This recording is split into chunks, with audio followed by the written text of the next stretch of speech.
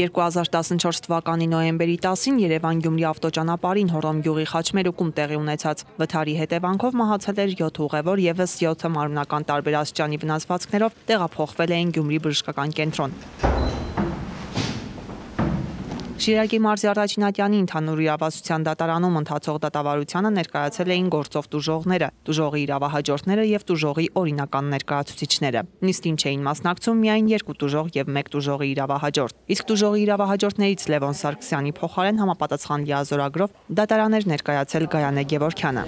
Ներկայացնում լիազորագիրը հաստատվի փաստաբանական արդյունագրի լուսապատճենները։ Մինչ գործի քննությանն անցնելը դատարանն ամբաստանյալ Մանվել Վարդանյանի շահերի պաշտպան Լիաննա Բալյանի կողմից ստացել էր 2 միջնորդություն։ Դրանք վերաբերում էին գործին առնչվող որոշ ապացույցների օրինական լինելուն, ինչպես նաև համալիր փորձաքննության իրականացմանը։ Հաջորդ միջնորդությունը վերաբերում էր դատաքննությունն արագացված կարգով անցկացնելուն։ Գտանք նպատակահարմար հարգելով նաև տուժողների վիշտը, որպեսզի մի դատական նիստով ավարտվեր սույն դատական նիստը, այդ կապակցությամբ միջնորդեցին կիրառել արագացված դատաքննություն։ Դա չէր վերաբերվում այն բանին, որ Մանվել Ինգլիզի Վարդանյանը լիովին մեղավոր էր, այստեղ իրենց մեղավորության չափաբաժին ունեն եւ գազելի վարորդը եւ պետական մարմինները։ Փաստաբան Լիաննա Բալյանը չպնդեց նախապես ներկայացված ապացույցների օրինական լինելուն եւ համալիր փորձաքննության իրականացմանը վերաբերող միջնորդությունը, փոխարենը եւս մեկ անգամ հիմնավորեց դատավարական արագացված կարգի մասին միջնորդությունը։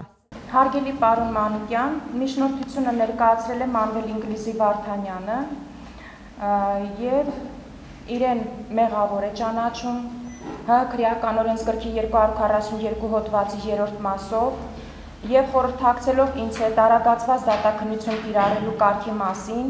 ծանոթ է իր իրավունքներին եւ ղեկավարվելով քրեական դատավարության օրենսգրքի 375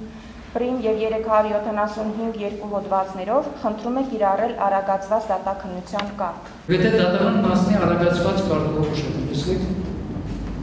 դատական քննության կարգի,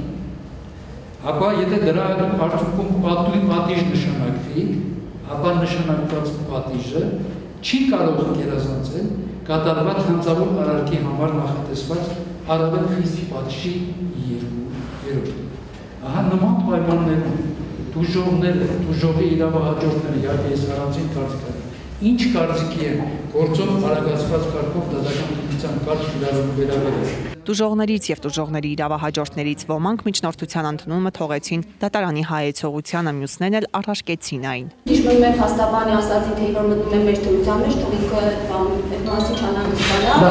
շատ համբերությամբ կսպասենք, ու առավելագույն պատիժը կպահանջենք։ Ամենախիստ պատիժը։ Ես առարկություն ունեմ, այո, պետք է դանդաղանալ։ Վերջիններից միացավ նաև մեղադրող կողմը։ Արտյոմ Ավետիսյանի խոսքով ամբաստանյալի փաստաբանի դատավարական արագացված կարգի մասին միջնորդությունն անհիմն է։ Քրեական գործով անզուգության մահ պատճառել շուրջ 7 անձ։ Հետևաբար, դատաքննության արագացված կարգ կիրառելու արդյունքում բնականաբար ամբաստանյալի նկատմամբ կնշանակվի մեղմ պատիժ, որը ըստ էության կհավասի պատժի նպատակներին։ Հետևաբար գտնում եմ, որ պաշտպանական կողմի ներկայացված միջնորդությունը դատաքննության արագացված կարգ կիրառելու դեմ հիմնավորված չի եւ առանց։ Դատարանի կողմից սույն միջնորդությունը մերժվելուց հետո Լիաննա Բալյանը բացառք հայտնեց մեղադրող կողմ հանդիսացող Արտյոմ Ավետիսյանին։ Սույն քրեական գործը գտնվում էր անմիջական Շիրակի մարզի դատախազի տեղակալ Ավետիսյանի հսկողության ներքո, որը գործի հենց սկզբից կանխակալ մոտեցում է ունեցել, տարել է միակողմանի քննություն եւ մերժել է մեր բոլոր միջնորդությունները։ Փաստաբանի այս միջնորդությունը եւս մերժվեց դատարանի կողմից։ Ալա Բաղդասարյան, Արթուր Մարգարյան, այսօր։